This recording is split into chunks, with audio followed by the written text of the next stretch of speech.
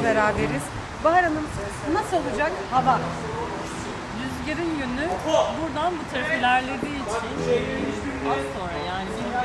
Ben bakıyorum rüzgar bu taraftan geliyor.